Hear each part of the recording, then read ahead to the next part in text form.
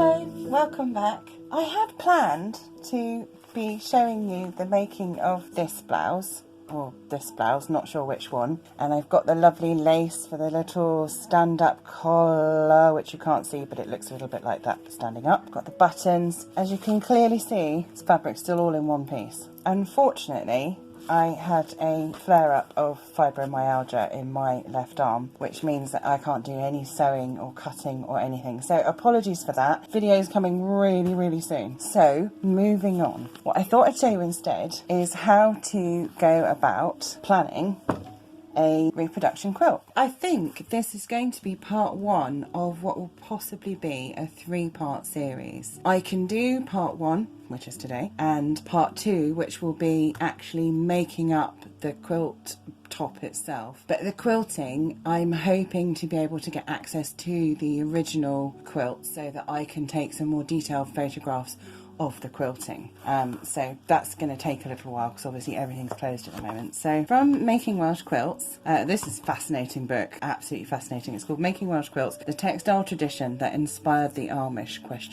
Mary Jenkins and Claire Claridge. If you're interested in quilt history, if you're interested in how it proliferates around the world, oh, this is an absolute must read. I was absolutely delighted to find that this quilt, which was made between 1800 and 1830 and is in the Museum of Welsh Life at St Fagans. This quilt was actually made in the town where I live. Having discovered it and just loved it so much, I thought I really need to make a reproduction. It just seemed fitting that somebody made this quilt however many years ago that is, lots, over 100 years ago, over 200 years ago, I can't count. But I thought it was fitting that here's another quilter who's fascinated all these history things and trying to keep the tradition of the actual hand quilting alive, that I live in the town, so I thought I've got to have a go. I've got to have a go at doing it. I don't know if you can tell from the photograph, you can see that there's a sort of a central medallion part. This is probably a handkerchief or small shawl. I don't know until I measure it. The measuring's been hilarious. And then you can see that they've used all sorts of chintz type, printed chintz type fabrics. So we've got this lovely blue and pink, another blue and sort of French red, pinky colour on there, and then mostly this gorgeous sort of what I would call almost like a 18th century yellow. So fortunately for me, there's been quite a trend in various companies reprinting a lot of these sort of designs, one of them being Moda. Anybody out there who's done a fair amount of quilting and what has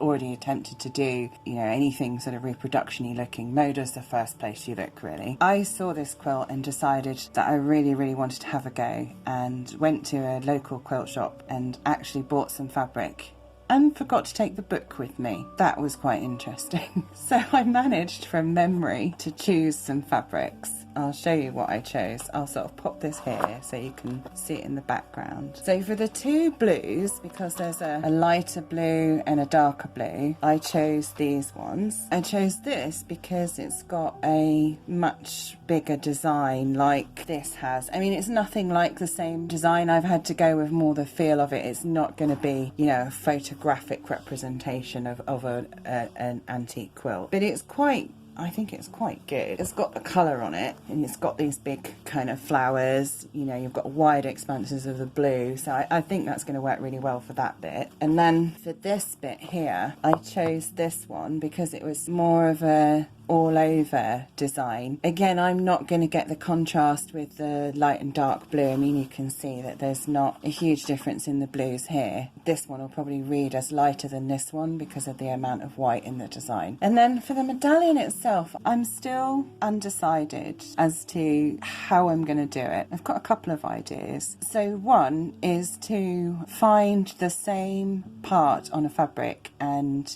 cut it out 4 times and then piece it in squares. The other is to do broderie purse, which is cutting out around the motifs and putting them in the right place. I will have to do that for this part.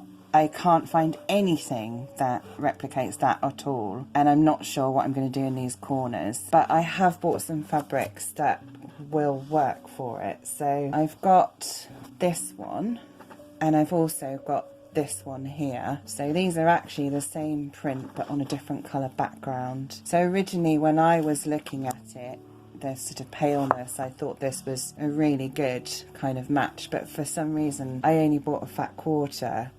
I don't know what I was thinking. And I bought all these fabrics about I don't know, maybe about 3 years ago, and been meaning to do it. So but you can see I could quite easily broderie purse some of these. These would be quite clear to cut out and make some sort of floral medallion with that. And then I've got the same one again, but I've got 1/2 meter here, so I could do the same with this one as well. I'm really not sure because I need to use parts of one of those to do these squares. And can you see that? So there's a big square there. It's like more of a strip. That's actually pieced in 2 parts, and then there's another little bit there, and you can see actually what a really good match the paler one is for that fabric, which is just amazing. And this is Moda Collection for a Cause, Nature, by somebody I can't read, I'm afraid, benefiting the National Quilt Museum's Education Fund. So that's what they come from, those two. So that will be the sort of beginnings of the medallion. And then I think what I'm going to do is I found this one, this beautiful paisley, and I thought with some great fussy cutting I could get the sort of roundness here to go around, so I think I can do that fairly easily. And then I'll show you some, so that's just a medallion and the first bits of the blue around it, and then I'll show you what I had to do to try and work out how to do this. So I took a really rubbish colour photocopy, and I took this because I don't want to draw all over my book. So I did the colour photocopy, and then I sat and looked very closely at the book and then at my colour photocopy. This is where I couldn't hold it down any longer.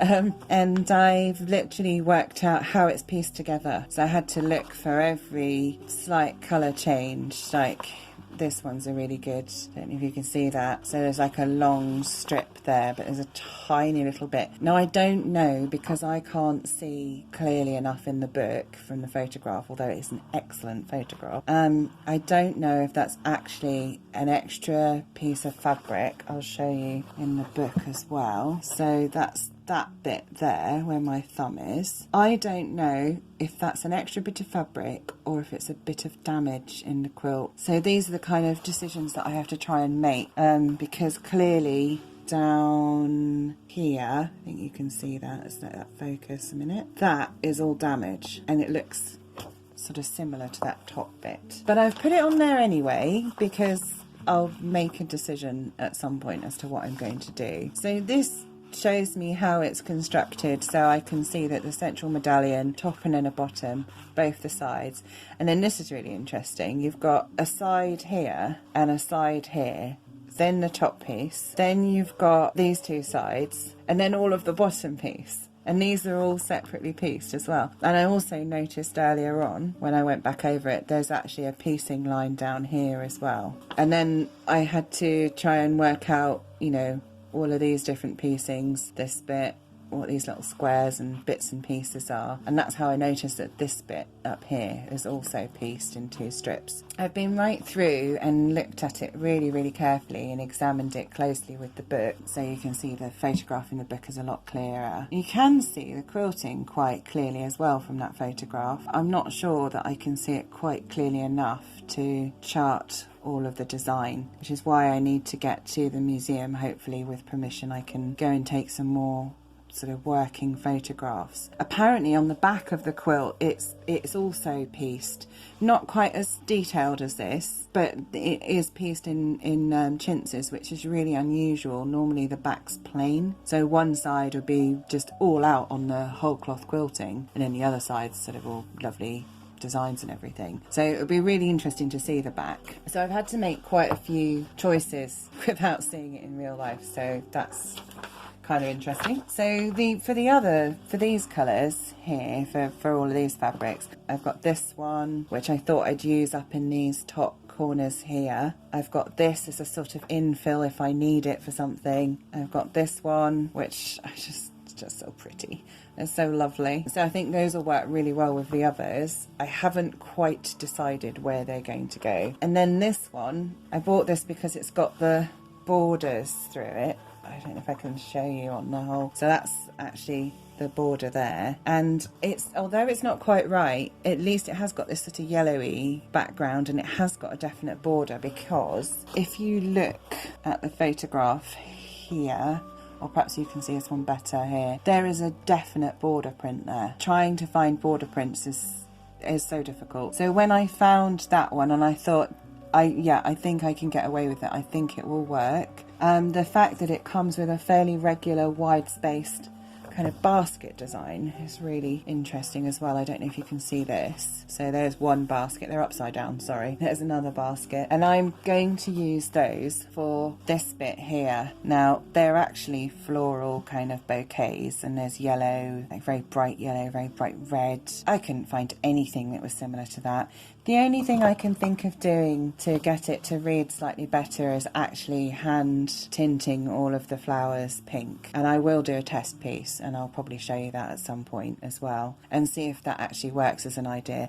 Other than that, I'd rather go for the rhythm of the fabric than have an exact match on colour. So I think the border part and then the flower basket thing is going to work really, really well there. And then the very last fabric is this one, which I thought would look really, really lovely. And I was trying to choose something that I thought would be available in style, shall we say, between 1800 and 1830. And I thought this was a pretty good match for what you'd expect to find at the time. And I also thought that I would probably be able to see quilt markings, because I've already decided that the only way I personally am going to be able to quilt this, I think, is from the back, which I'm not very happy about, because my hand quilting is, well, I try hard, shall we say. If you want to check the information card, I'll put that on me making a whole cloth quilt, and that you can see my quilting in that. So, I mean, I love doing it, I'm just not very good at it. So my problem is my stitches are nice and even on the front, but they're much shorter on the back, and so if I'm quilting from the back, the shorter stitches are going to be on the front. So I still don't know, but still, I think this will make a beautiful backing fabric either way. And then the very last thing that I've done towards this is metric paper, because I couldn't find any imperial paper, so we're going metric, guys. This is going to be hilarious. I hope I don't forget halfway through. But this quilt, the original quilt, measures 207 by 253 centimetres, which I understand in here it says 83 by 101 inches, so hopefully it gives you a good idea of size. But when I actually measured the photograph, it came up pretty much 20 centimetres by 25, and I thought, rather than that odd 7 and that odd 3, so the extra 7 there and a 3 that way, I'm going to go with the actual photograph and scale it up from that, because it's easier in the long run for me. So it's going to be a teensy little bit smaller than the original, but I don't think that's a problem. So I've literally put the whole of so this is 20 centimetres and this is 25 centimetres up here. Unfortunately, each one of these sort of bold boxes makes up a centimetre. So it meant that I could literally measure off of the photograph onto my graph paper and draw in. So I should be able to calculate, for example, the medallion in the middle. That'd be interesting. So it's 1, 2, 3, 4, 5, 6 centimetres across. So that means it's 60 centimetres across by 1, 2, 3, 4, 5. So that means it's 50. What did I just say? 50 something. Well, it's over 50 centimetres. So it's not, that medallion's not square, which you can tell from the photograph it's not square anyway. It means that I can actually work out what the finished sizes are, and that's really important. I have to decide what I'm going to use as a seam allowance, because normally I would use a 1/4 of an inch seam allowance, so I'm probably going to use a 1/2 centimetre seam allowance. So I have to remark my sewing machine and all that kind of thing, and I need to add that. So I need to add a seam allowance to all of these pieces to piece them together. But you can see it'd be much easier than just trying to guess what the sizes are. And I haven't quite finished. I've still got some border pieces to mark in as well. So that's as far as I've got with my attempts at this quilt that was made in my town. So I'll come back to you probably with a making of the whole of the quilt top. So I'll show you the whole process, how I did it, how I got on, you know, what mistakes I made, because let's face it, I'm bound to make some mistakes. And that'll be part 2, and then we'll see about the quilting. That might be a little while. So, but my next video is going to be all about that lovely vintage inspired blouse. I hope you enjoyed my little planning video and how you might approach doing a reproduction quilt from a photograph. And if this is the sort of thing that you enjoy, please consider subscribing, and I'll see you again soon. Oh, and don't forget to press the bell thing, because that'll tell you when my videos come out. Okay, see you again soon. Bye.